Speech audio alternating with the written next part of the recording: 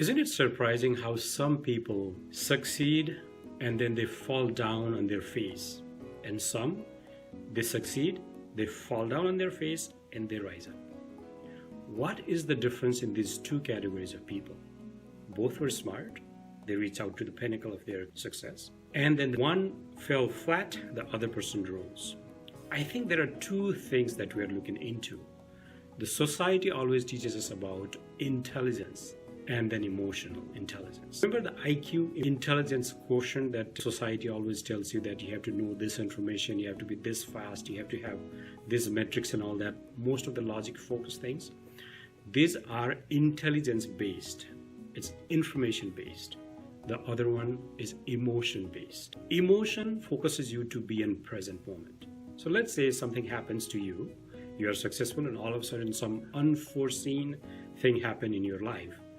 The ability to come back with your emotional roller coaster, it's called emotional quotient. And in this day and age, when you have to deal with multiple things, with the speed of things that needs to be done in competing priorities, your emotional intelligence could be more important than intelligence quotient itself. So EQ nowadays is getting a lot of traction because EQ is like a roller coaster, and how you cope up with it. What's your cushion of coming back from adversity to your normality?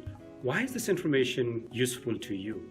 Well, obviously you are coming to a new country, maybe single or with a family.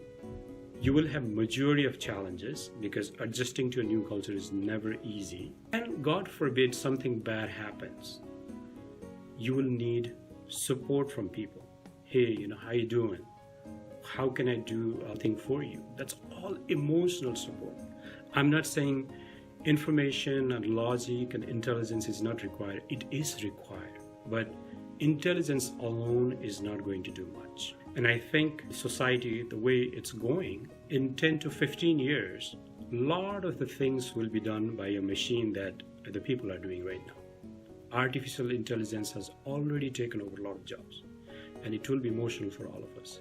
So we have to know how to cope with it.